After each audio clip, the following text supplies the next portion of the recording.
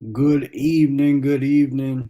Welcome back to another episode, y'all. How y'all doing? This is When the Pastor Has Questions. I'm your host, Eli Taylor. Good to be back with y'all. And I want to deal briefly, okay? Just briefly. Oh, they said it. Yeah, I don't know if y'all are able to see this on Facebook, but it's saying it might have an issue streaming. I don't know why they just telling me that on but if you're watching this on YouTube or if you're trying to get it, go over to YouTube, and that's even more reason. Go ahead and subscribe to the YouTube and hit the like button so you can get the updates. Hit that bell notification so you can get the updates on the things that I'm doing and the different shows that we put up. It's saying that if you're on Facebook, we're having trouble streaming to Facebook. This may be an issue on Facebook's end. Is it possible to stream? The stream was ended or deleted on Facebook. It says we'll keep trying to let you know if resolved. Please check Facebook to ensure the stream looks okay. If it continues for a while, try creating a new broadcast or just remove the destination from the broad. All right, so if y'all are watching this on Facebook, let me know. That was a message from uh, StreamYard. Let me just check that out before I get deep into what we're gonna bring up this evening about imagination. God, I'm trying to see if it's gonna come up here. Let's see. Sorry, we're having trouble. Okay, so y'all probably not seeing me on Facebook. But if you want YouTube, y'all make sure y'all share this out to some of your Facebook friends also. And let's get this moving, let's get this popping. So let's talk about it. Let's talk about this subject of, does imagination give the Bible its power? Okay. Does the imagination give the Bible its power? Now you got to think about how powerful your imagination is, right? And I was thinking of just a couple of questions of why, so a believer could actually understand what it is I'm asking you to do and what I'm asking you to think about. You will probably have to answer some of these questions. Like, so to the believers, what is it for you that ties the God of the Bible, if that's the God you believe in, that ties the God of the Bible into this reality, okay, that we are experiencing together? Okay, what is it about that? What happens? What can you tell the unbeliever? Where does the the ghost, the spirit, or whatever meet the physical world and start doing stuff? But what is that? And can you show that? Or like the second question, what can you show to someone who is not a believer that you feel would change the unbeliever's mind? I want y'all to think about that. If you're a believer, what do you feel that you could offer or you could present in a scientific way? Maybe it's just your experience, whatever it is. What is it that you can provide that's going to get them convinced in your belief in God? Now, why did I bring this topic up? I've been saying and giving the illustration. Remember when we were kids, when we were younger, if you were if you probably played with action figures, GI Joe, Transformers, whatever it was, Power Rangers, whatever it was. You had these little action figures, and y'all stood, y'all sat there, with your cousins, with your buddies, your friends, or whatever, and y'all played make believe. That's what you did. You played make believe, and you made up this story as you went. And lo and behold, y'all get into a little battle, a little spat with the little action figures, the little superhero figures. Maybe one of y'all had Wolverine and he having one of his fits and he fighting Cyclops or something. I don't know. Or whatever it was, you had the action figures and you made up the whole scene, the movie, what was going. You made it up as you went, and inevitably one of y'all was going to shoot a laser beam at the other, or say, oh, I'm shooting at you, or whatever it was y'all was doing, and the other one's gonna say, "Oh, you missed." You're like, no, I ain't. I shot you. Oh, or it was some kind of excuse because here was the problem. This was the issue. The story was was totally rooted in the imaginations of the two young boys or whatever sitting there playing with the action figures. And they both trying to win. Let that sink in. You're playing with it, and they're both trying to not lose. Because who wants to take the hit and lose, right? They're both trying to win. So whatever the other side say that they did, if they have enough imagination to counteract what you said that you just did to them. You you shot a laser beam. Oh, well, my suit reflects laser beams. Now that wasn't something that was established in the beginning. It wasn't a rule in the beginning, established in the beginning. It was just simply that's what they thought of so that they could go on with they foolery, with they trickery, or with didn't knock them out the sky or whatever the game was y'all was playing. You did not win the battle because their imagination was able to think up a reason, okay, why your attack was ineffective. Now, it wasn't a real reason. It was all based in the imagination of the two individuals playing the game. Are you bringing visuals? Yeah, definitely. We need to do that. I'll contact William and see can we get another show going. I've been trying to figure out how I'm gonna spread around the different guests that I'm having on the show. So if y'all have suggestions like this, if y'all want to see somebody back, definitely go ahead and inbox me so when I can contact those individuals and just have them back on the show and talk about whatever it is. Actually, I want to say for Orc, if you want to go ahead and shoot me an inbox on Facebook or even on here, um, and let me know what type of what you want the topic to be or what you want Jones to come on and talk about, or if you just want to see him back on and whatever it is we're going to talk about, just let me know about that too. I'd greatly appreciate it. All right. So continuing back with the imagination, and y'all get what I'm saying. If you were in a situation where you ever played these type of games as a little boy or whatever, you know what I'm talking about, right? And you could never outdo the other because it was an imagination thing. All right. Now keeping that in mind, I made a post. I was gonna read it to y'all here. I think I will read it to y'all when I can find it. I made a post and it had to do with the movie versus a book.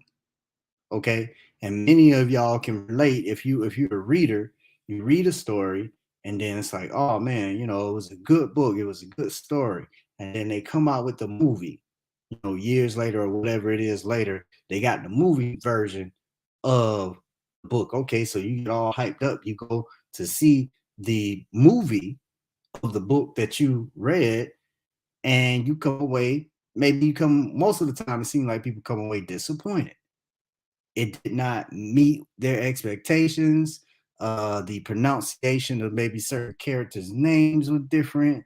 And maybe not just character names, but other things that you read, the names of places and things inside of the story, sound different from in a movie than what you imagine they would sound like and look like and everything like that. Notice how I use that word imagine.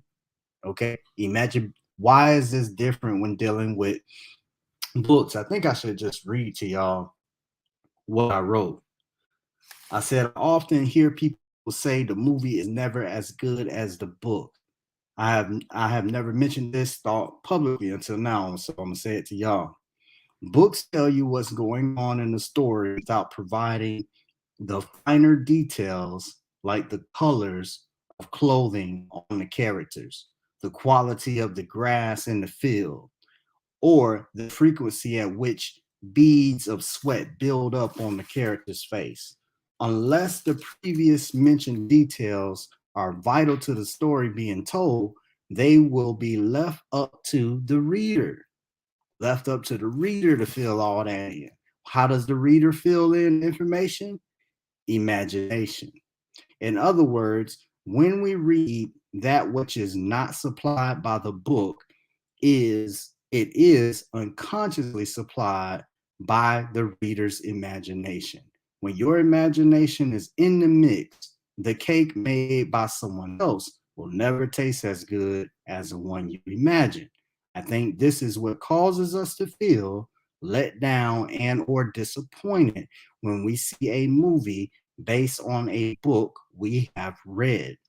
The movie does not seem as good to us because we had high expectations or high imaginations that have not been met. Therefore, we are often left unsatisfied. In short, the movie is what someone else imagined the book was like. The voice of Eli. The movie is what somebody, because their imagination didn't meet up with your imagination. And this is why God continues to grow. You can look at it even in the gospel writers, how the story progresses. Okay. Most believers never take into account which gospel was written first.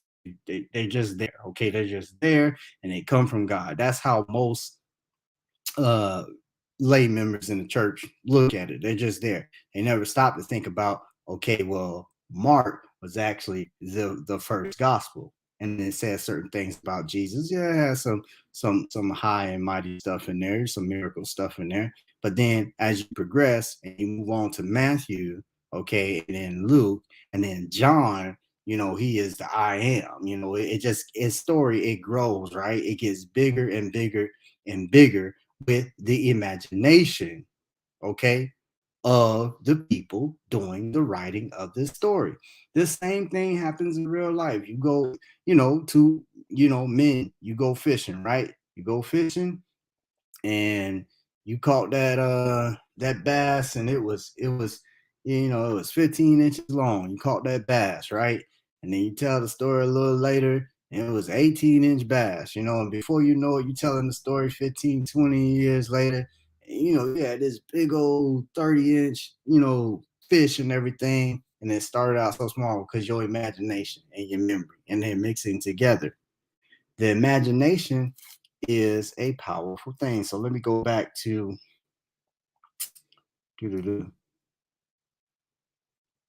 okay.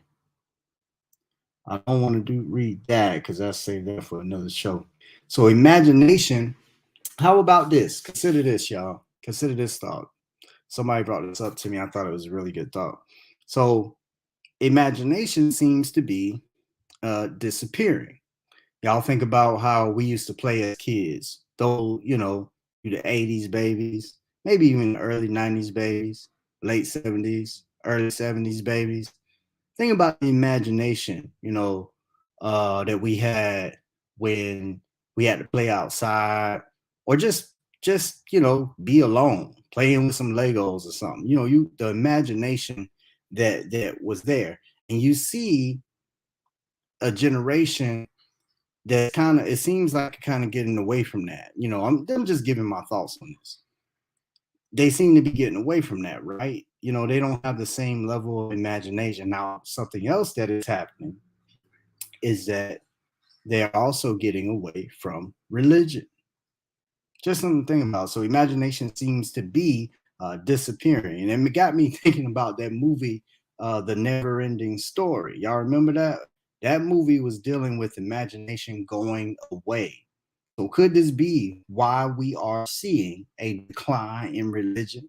Maybe we're seeing a decline in the merging imagination with reality. Now, don't get me wrong. I think imagination is good. I think that's how we come to invent things. It's imagined. Um, so you have to have that. I think to be creative. It's just know the difference from when something is still in your imagination and when that thing has crossed over into more than just your imagination. I mean, something that is actually can be attested to and experienced by all of us. Okay, that's something outside of what your mind says can be, is, or is real. It's outside of your mind, your individual consciousness. What else can you bring to the table? So keep this in mind. um I wanted to put some links in the chat, but I will put them in after I complete this short live. And it has to do, if y'all look up YouTube, if you look up the Big Think channel, an individual by the name of Michael Schwimmer, and he was talking about what Carl Sagan said on how to detect baloney. Okay, I'll leave it up to y'all to go look at that, because he tells the story a lot better than I'm going to tell it. But basically, it boils down to a person giving you something outrageous. Like they tell you, okay, Jesus walked on water. I guess I should I wanted to say something about that. So they tell you Jesus walked on water. Okay, and you say, oh really, somebody walked on water? How could that even happen? They say, well it's a it was a miracle. That's how it happened. Well, how do you know that it really happened if you say that it's a miracle? um and how can we test for something that happened in the past? And that's the thing, people, we're dealing with past events. The God of the Bible did not wait until we had such recording devices as we do today to, come down here and send Jesus at this time. Okay. And to the Christians, before you criticize what I just said about why sending him, and start talking about God sent forth his son, when the time was full in this certain dispensation of time, before you get into all of that, you're going to be the same people that say all the people that died before the cross are not necessarily doomed to hell because Jesus went and preached to the souls that are in prison. That's what Peter said. So all the people before Christ's crucifixion, they good to go. So here's the thing: had he sent Jesus to a time like now, where we could record this stuff and we didn't have to just take somebody's word from it like an ancient comic book, and that's why my thumbnail looks like it did, because that's what imagination. That's where these individuals come from. Imagination. Individuals like Wolverine come from imagination. Individuals like Black Panther come from imagination. Okay, Cyclops, that comes from imagination. They don't really exist. Somebody wrote about them. They have whole histories, how they got their powers or whatever, have all of that. But even that came from the imagination. Now, so same thing when you're dealing with the stories in the Gospels, you're dealing with imagination. Let me say something about um Jesus walking on water. Okay, I'm gonna say this here because I want to get this recorded as something that I'm saying that I thought of, and it has to do with Jesus's relationship in a way with his disciples. And I think I put the link. Y'all can come on if y'all. I'm gonna put the link in the chat just in case y'all do before I get done with this thought. Let's see if I can put this in the comments. Let's see. Paste. I'll put that on.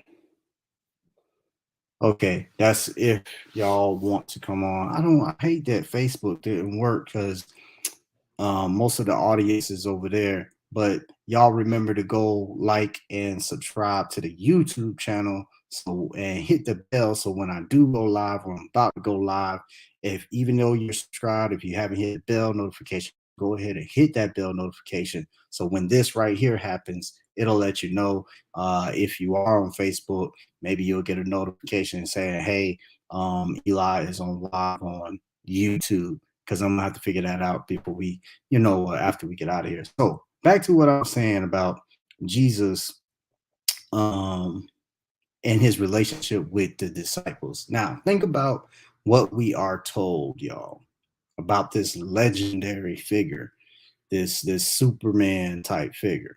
Listen, check this out. Check this out. This is why I say imagination gives the Bible, or can give the Bible its power, because whatever they you read, okay, even if it doesn't make sense, it works in imagination. And that's what we're doing. They're reading the Bible with imagination because it must work, right? Because it's God. So it has to be right. Even the most atrocious crimes have to be right somehow, whether you can explain it or not. It works because God is imagination. So it has to work. They believers do not, they're not separating imagination from reality.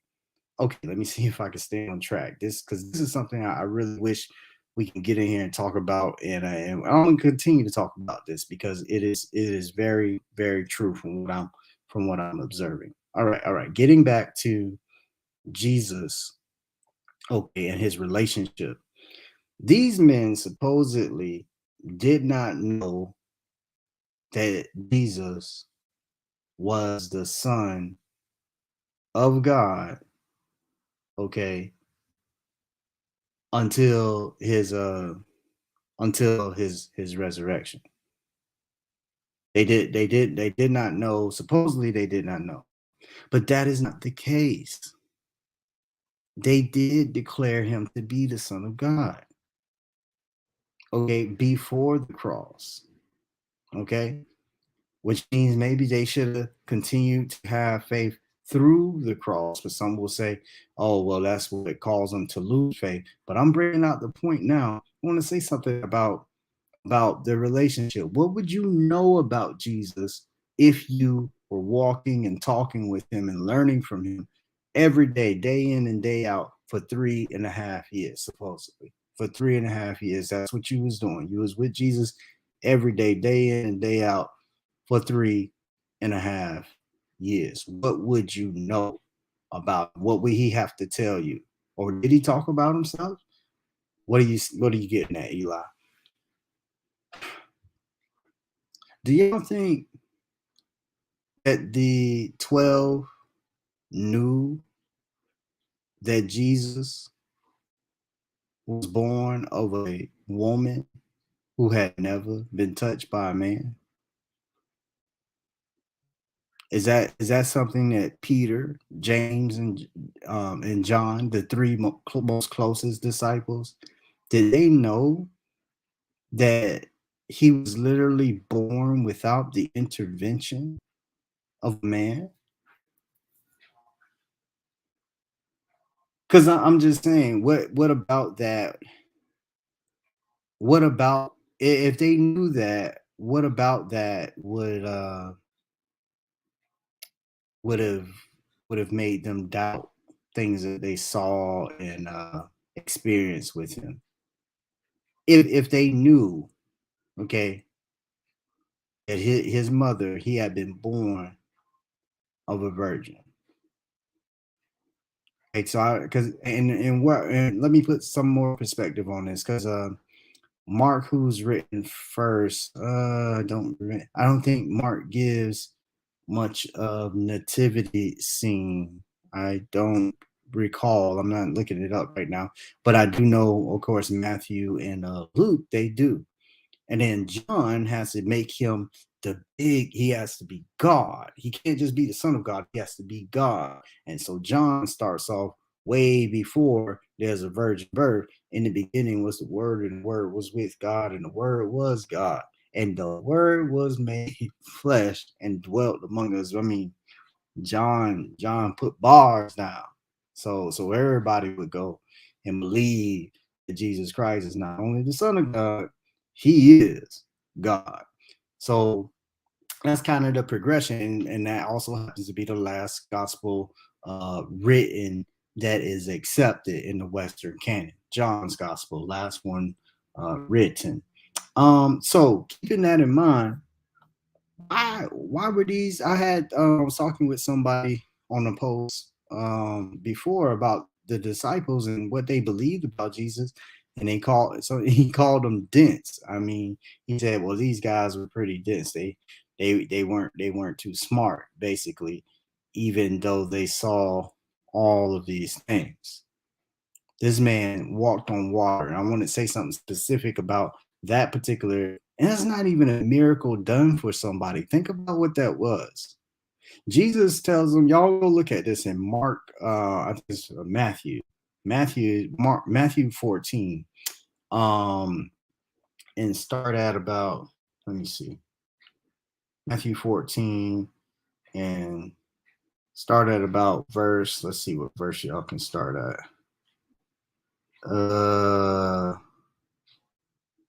Start at about verse.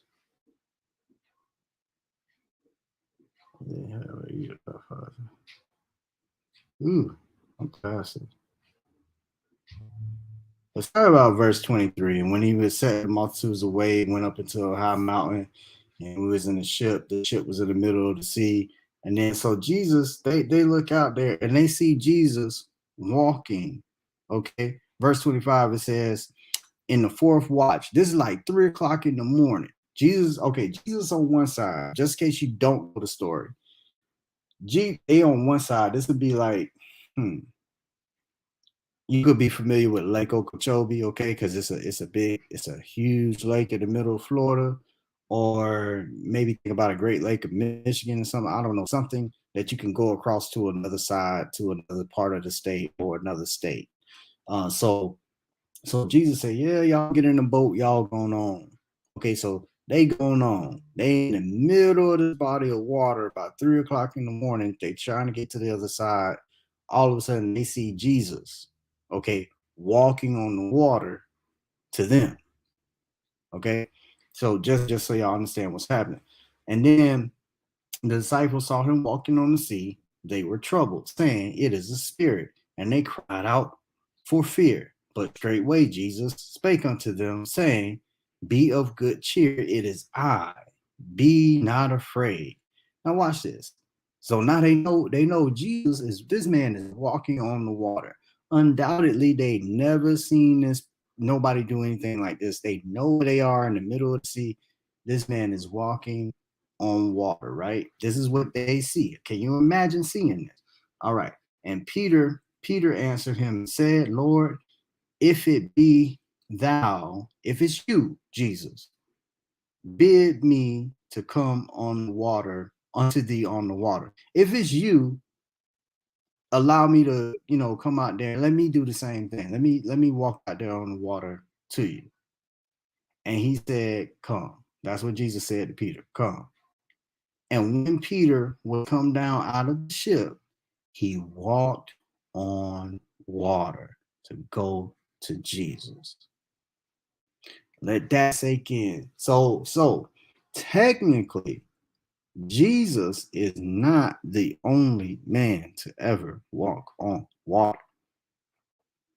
Peter also walked on water. Okay. And then you'll see later why Peter was unsuccessful in completing his walk on the water was because he erred in his faith. He saw the wind and the waves moving. He got distracted. He got off. But think about, he walked on the water. Peter walked on water based on seeing Jesus, and Jesus telling him, "Yeah, you can come on out here." Now, why would you believe that this literally happened?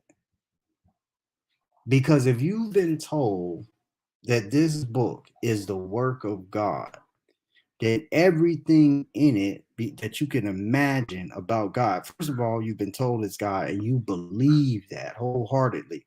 Now, anything that comes up, you believe that God is not only all powerful, but he is love. So you believe that no matter what is happening in the Bible, if it's an act of God, if God is doing it, it should not only should happen, but it's right for it to happen. Let me give you an example of some messed up thinking I had when I was a believer. This is real talk, messed up thinking I had when I was a believer. I would read the stories in the Old Testament, right? About going in, make sure you slaughter everything, um, kill, leave nothing alive, take the young women for yourself, kill the male children, kill, just all this killing going on that God was telling them to do. And then it got down to the point where, okay, I had to think about the children, right? The children that they were killing. Cause see, I was okay in justifying, at least I felt okay in justifying why the adults they done did something, it's sin, right? They done did something, and God knows that they were wrong for what they did. So it was God's judgment, and rightfully so.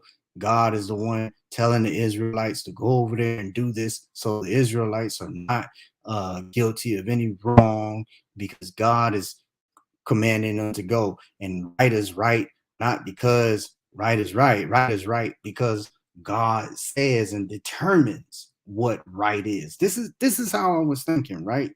So when they go in, and I was thinking about the kids though didn't do anything. The innocent baby, okay, that's gonna get thrust through with a sword or mutilated, chopped up with a sword. The baby, the baby didn't do anything. And my mind, my imagination kicked in for God. And my mind said, because God is God, he knows that that baby would have grown up and done some horrible things to the Israelites, or continued the horrible things that their parents were doing. Since God already knows what you're going to do before you do it, he already knew that. So those people were guilty and should die the death that they died, because God already was passing judgment on what it was they were going to do. That's some messed up thinking, ain't it? That's some messed up thinking. But that's how I used to think. The imagination had me justifying God at every level. Even the most obscene things had to work, because the imagination knows no limits. In the imagination, you can have a God that is love, is all powerful. Let me say it this way. In the imagination, you can have a God that is all loving, yet will burn you forever in hell.